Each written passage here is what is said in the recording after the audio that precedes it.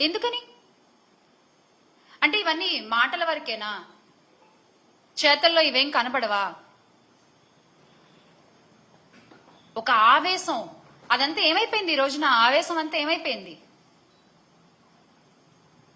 లేకపోతే ఏమన్నా డ్యూటీ దిగారా చెప్పండి? జస్ట్ అంటే ఏమైనా గ్యాప్ తీసుకున్నారా? మళ్ళీ మీరు డ్యూటీ ఎక్కాక ఇవన్నీ చూస్తారా?